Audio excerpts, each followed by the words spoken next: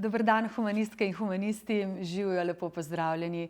V veliko veselje mi je, da je danes z nami Rosvita. Rosvita, lepo pozdravljeni. Živijo, dober dan. Rosvita Golčar-Hrastnik. Veliko stvari bo treba povedati, boste videli, ampak ne začnem. Direktorica Biosistemike, podjetja, tako sem prebrala, ki je eno vodilnih podjetij na področju razvoja trajnostne programske opreme za laboratorije. Ukvarja pa se, podjetje namreč, tudi s področjem digitalizacije laboratorijev. Sami zelo strokovni in visoko znanstveni pojmi, ne? Težko bo, pojmi, ki kar plašijo ali pa tudi ne, kajti Rosvita ne plaši. Študirala je molekularno biologijo na Biotehnični fakulteti in rada reče, vlagamo v dobro energijo. In zdaj bo med nama zavelo kar nekaj dobre energije, kajti z vami, Rosvita, bi se dalo pogovarjati o marsičem, o znanosti, o raziskovanju, o podjetništvu, pa o ženski v tem svetu in na tem svetu. Skratka, zelo se veselim, ampak začnimo s humanistiko. Jaz sem namreč humanistka, pa mi ne zamerite naivnega vprašanja. Kaj pravzaprav počnete? Kaj je vaš poklic, Rosvita? Ja, Biosistemika kot podjetje je nastalo pred 12 leti. Smo pa pravzaprav interdisciplinarno visokotehnološko bio-IT podjetje. Kaj to pomeni? Da združujemo znanje tako imenovanih life science, se pravi ved v življenju, in pa znanje programskih inženirjev. In naša glavna storitev je razvoj programske opreme za life science, se pravi laboratorije ved v življenju, in sicer za naprave v teh laboratorijih, za povezave med temi napravami in pa tudi digitalizacija laboratorijev. Smo pa tudi že razvili nekaj produktov, med njimi je najbolj znan elektronski laboratorijski dnevnik SciNote, ki smo ga razvili skupaj z našimi ameriškimi partnerji firmo Gilson in ga prodajamo pravzaprav po celem svetu. Pravite vede v življenju. To se kar zdrznem, sliši se tako super. Katere so pravzaprav te vede? Vede v življenju. Je to samo biologija ali je to kopica nekih ved? To je vse, kar vsak dan slišite, ampak združujemo pod enim imenom. To je biologija, mikrobiologija, biotehnologija, tudi biokemija, farmacija. To je cel kup teh bioved, ki se ukvarjajo z živim. Danes je to področje, kjer se razvija ogromno novega. Vede v življenju so pravzaprav tiste, ki v široki meri izboljšujejo človekovo življenje, ker gre za laboratorijske raziskave, kjer se razvijajo nove diagnostike, se izboljšujejo zdravila, se odkrivajo nove terapije, kjer se tudi recimo veliko razvija na področju pridelave hrane, kako pridelati hrano z manj škropivi in tako naprej. Se pravi, v širokem spektru gre za izboljševanje človekovega življenja. Veda v življenju, življenje vse okoli nas, v nas, življenje je vse, ne bi lahko rekli. Veliko novega ste zdajle našteli in s tem novim se najverjetneje ukvarjajo novi, mladi ljudje. Pa me zanima, so ljudje, to sem zasledila, da ste enkrat že rekli, mladi ljudje, največja vrednost vašega podjetja. In potem me zanima tudi to, kako se nek mlad znanstvenik, ki je pameten, kako v njem zbudimo tudi ambicioznost, da postane poleg pameten in vede poven tudi podjeten? Ja, bistvo, se pravi, največja vrednost biosistemike so ljudje, se pravi, ki so zaposleni in njihovo znanje, povezovanje tega znanja in skozi povezovanje tega znanja potem dosegamo prebojne rešitve, ker vsak naš projekt je pravzaprav nek nov izziv, je pravzaprav neka nova inovacija, nekaj novega. In pri nas, ne bom rekla, da so samo mladi ljudje, je pa vsekakor mešan kader, niso tako vezani na starost, tudi izobrazbena struktura vsekakor je visoka, pri nas je trenutno zaposlenih 60 ljudi, od tega je 12 doktorjev znanosti, ampak gre predvsem za to, da se mora ustvariti klima, v kateri se ljudje počutijo varne, kjer se počutijo dobro, kjer lahko sproščeno in spontano izražajo svoje ideje in potem nastanejo neke nove prebojne rešitve na ta način. Zdaj pa, kako mlade ljudi usmeriti v to? Zagotovo je pomembno, da nekdo začuti to željo potem, da gre na trg, da ne ostane v okviru laboratorija. Ljudje imamo pač različne ambicije in biosistemika je pravzaprav en tak primer. Biosistemika je namreč spin-out Nacionalnega inštituta za biologijo in je v bistvu nastala kot odcepljeno podjetje. Zdaj vas bo najbrž zanimalo, kaj to je, odcepljeno podjetje. Odcepljeno si predstavljam. Ja. Spravi, zbrali ste neko znanje, ki ga lahko razvija ena ekipa in ga tudi proda. Tako. V okviru inštitutov, ne samo Nacionalnega inštituta za biologijo, tudi drugih inštitutov v Sloveniji, se razvija različno znanje. In ko presodijo oziroma ko ugotovijo, da je pa neko od teh znanj dejansko primerno za uporabo oziroma za prodajo oziroma za razvoj na trgu, se potrudijo, da bi to znanje nekako spravili v podjetje, ustanovili odcepljeno podjetje. In to je zelo dobro iz več vidikov. Prvič, se na to novo nastalo podjetje plača za to znanje eno licenčnino in tako dobi inštitut denar, ki ga je vložil do neke mere nazaj. Potem ta ekipa to znanje naprej razvija in ga širi, seveda se s tem ustvarja nova delovna mesta. Obenem pa, tudi v našem primeru je tako, je sodelovanje med temi odcepljenimi podjetji pa inštituti zelo tesno in traja ves čas, pri nas traja in še vedno od začetka do zdaj. Mi imamo na ta način stik z vrhunsko znanostjo, obenem se pa lahko tisti raziskovalci, ki začutijo to potrebo, oziroma si želijo iti na trg, si želijo izkusiti tudi podjetniški način dela oziroma delo v podjetju, imajo možnost zaposlitve. Tako da mi smo ves čas v stiku, poznamo en drugega, družimo se, izmenjujemo se informacije in ta pot, ta kanal ves čas ostaja odprt. Kaj bi, takole vas poslušam, zelo podjetniško usposobljeni in usmerjeni, pa vendarle ste mikrobiologinja, ampak če ne bi bili, kaj bi bili? Bi bila kakšna vrhunska ekonomistka, kar itak ste? Jaz bom tako rekla, danes so vse stvari že malo interdisciplinarne. To rada slišim, zato ker tudi sama, da ne bom zdaj o sebi govorila, intervjuje z vami, ampak počnem več stvari, ki so nekaj drugega, kar delate vi. Ampak se mi zdi, da danes lažje, če pogledamo čisto ekonomsko logiko, tudi priživiš, če znaš več, če lahko izživiš več potencialov, da ne govorim o sreči, ki jo občutiš.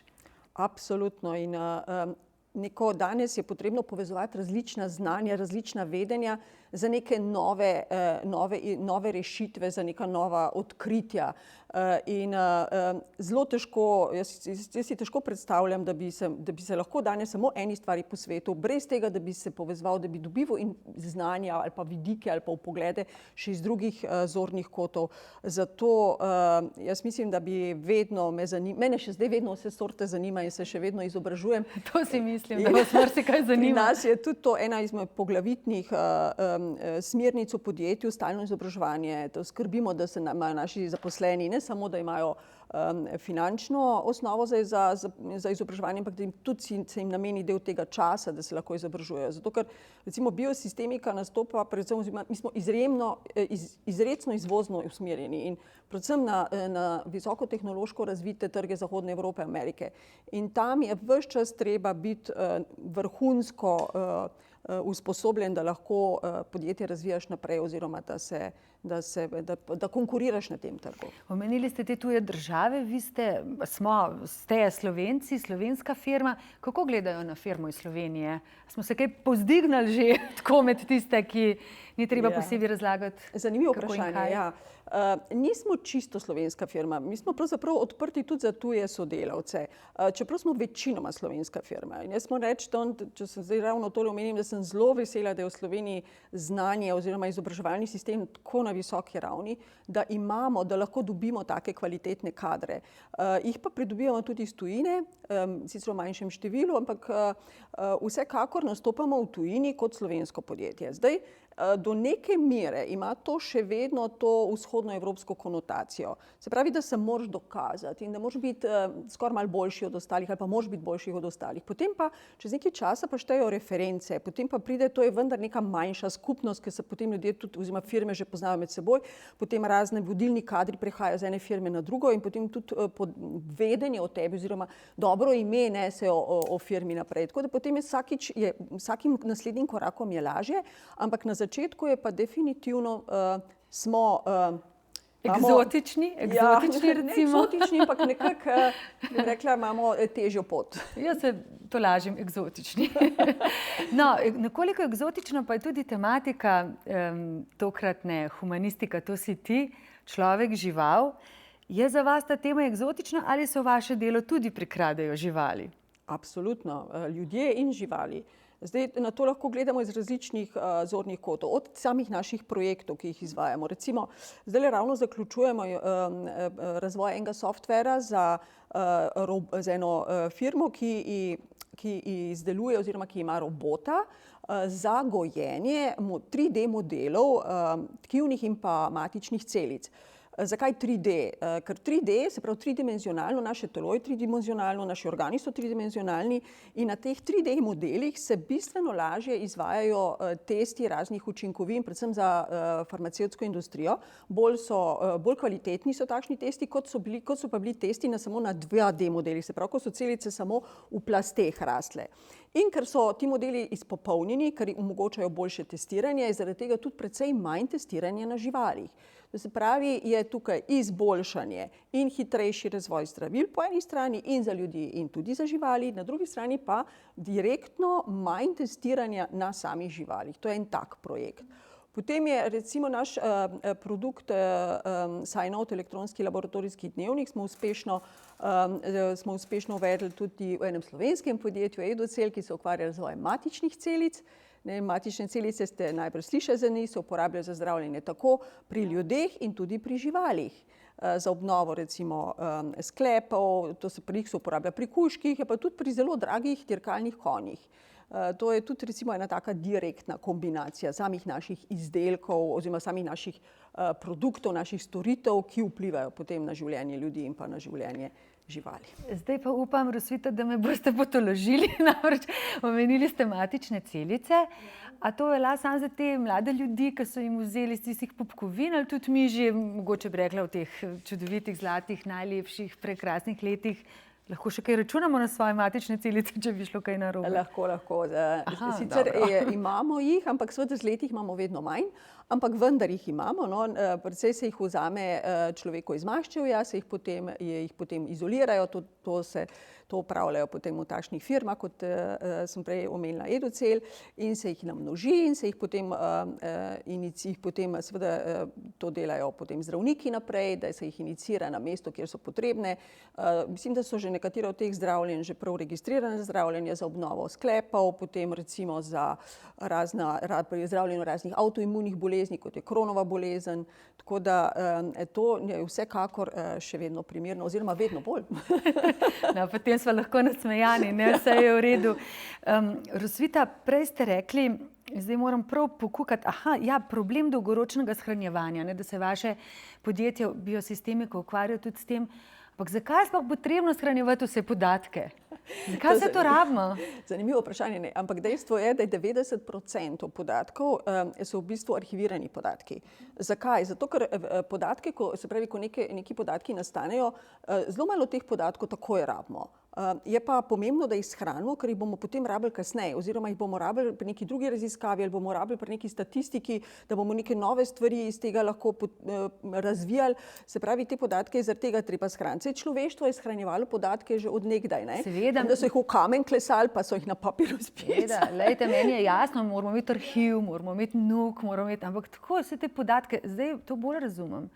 Za naprej shranjujemo podatke. Ja. Kaj je to podatek, ki ga shranite? Kaj to shranjujete? Mi še ne shranjujemo, mi v bistvu razvijamo alternativno metodo. Zato, ker je način shranjevanja podatkov, ki trenutno velja, je shranjevanje podatkov na trdih diskih ali pa na teh elektromagnetnih trakovih. In zaenkrat je zadeva takšna, da danes uspemo shraniti samo 50% podatkov, ki jih generiramo. Se pravi, že zdaj je kar hudo, ne? V leta 2025 se računa, da se bo na ta način lahko shranilo samo še 20% podatkov. In se vsi zavedamo, da bo potrebno najti eno alternativno metodo in se iščejo te alternativne metode. Obenem je pa tudi način shranjevanja podatkov, ki ga sedaj uporabljamo, je precej energijsko potrošen in so emisije industrije shranjevanja podatkov približno 2% svetovnih emisij, kar se je lahko izenači recimo z letalsko industrijo. To se pravi, da je to res en takšen onesnaževalec okolja, v narekovaju, ne. In mi smo, seveda, ker izhajamo iz ved v življenju, smo se obrnili na kaj? Obrnili smo se na naravo, kako narava shranjuje, ne. Narava je to skozi evolucijo razvila najbolj učinkovit način shranjevanja podatkov in to je v obliki DNK. In na ta način, poglejte, že vsi podatki o vas so shranjeni v tistim... Nočem. Zelo majhnem prostorčku. In narava bi recimo, če bi shranjevali podatke, tako kot narava shranjuje v obliki DNA, bi vsi svetovni podatki lahko bili shranjeni recimo v eni veliki steklenici. In mi smo ta način shranjevanja uporabili pri naši metodologiji, ki jo zdaj razvijamo, ta način in prenosa digitalnih podatkov v obliko DNA zapisa. In seveda je na ta način te podatkov, se pravi tega zapisa potem ni treba shranjevati v nekih ohlajenih komorah in že tak podatek recimo, da je DNA več milijonkrat bolj uspešna pri shranjevanju podatkov, pa do tega, da je tudi trajna, ker je najstarejša DNA, ki smo jo prebrali, živalska, mislim, da je mamutova, bila stara 1,2 milijona let. Ne. To so taki osnovni podatki, ki povejo nekaj o tem, da je narava naredila to najbolj učinkovito. Omenjate naravo, to mi je všeč. Omenjate učinkovitost, to tudi mogoče, še razumem. Vse te nove stvari pa, Rosvita, se kdaj ustrašite vse te gonje po novem, ali v tem uživate, po teh odkritjih, po teh raziskovanjih? Ja, lejte, mi se v glavnem bojimo stvari, ki jih ne poznamo. Ne? To je tisto, kar nas je strah. Vse na koncu nas je strah tudi tega, kaj bo s ceno plina, ne? Kar ne vemo. Ne? Vse tisto, kar ne vemo, nas straši. Ne? Pa bukova drva že imate, dobro. Vse tisto, kar nas straši. Se pravi, treba je stvar se malo poglobiti, jo poskušati razumeti, potem pa neha biti strašljiva. To je rekla že Marie Curie. No, nisem vedela. Ja, Marie Curie je to rekla. Jo pa izjemno spoštujem. Ja. In potem na ta način to ni več strašljivo, ampak postane zanimivo in potem te potegne v to in začneš sam zraven razmišljati. Ne? No in tle jaz vidim pa tudi sodelovanje, se pravi te vrste znanosti z drugo znanostjo, recimo ravno s humanistiko, ker se potem v sodelovanju, se pravi neke nove odkritja, neke nove stvari, se pa potem je potreba ljudem razložiti, jim je treba pokazati, jim je treba predstaviti na enostaven, razumljiv način. In tle zelo dobro sodelujejo inštituti pa z sociologi, filozofi, z umetniki, da predstavljajo ljudem nova odkritja na način, da jih lažje razumejo in jih sprejmejo. Vse to se dogaja v vseh dobah v zgodovini, ampak tle je to sodelovanje ena taka nadgradnja in mislim, da sta obe strani izjemno pomembni. In tudi obratno res, ne? Morda humanisti razložimo vsem vam pametnim, kaj potrebujemo ljudje. Zato, da nimamo samo zdravih sklepov, ampak tudi neke druge organe in mišice po telesu. Rosvita, samo še zadnje vprašanje, namreč, če gledava na prihodnost, pa če vi pogledate v prihodnost, stavite na digitalni ali na človeški faktor? Ja, zaenkrat sta potrebna tako oba, ker gonilo digitalnega je človek, ne? Ampak zdaj smo pač v digitalni dobi in zdaj se ves čas sam digitalno, pa strah, umetna inteligenca pa tako naprej.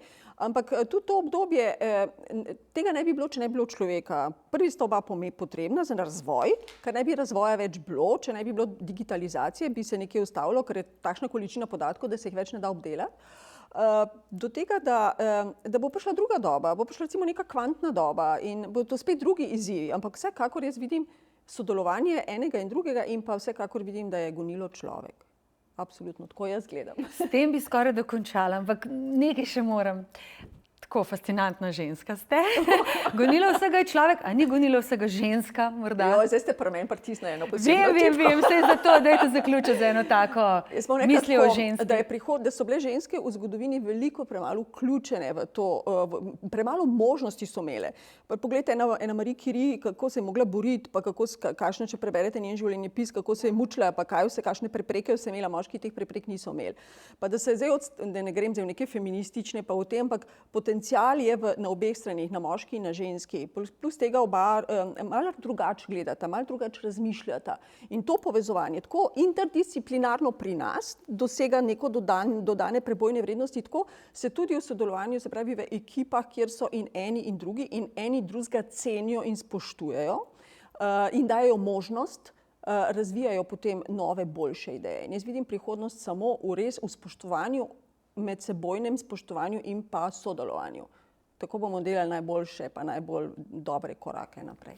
Čudovito, najlepša hvala, Rosvita. Bova rekli moški, ženska, človek, Humanistika, to si ti. Hvala lepa. Enako, hvala.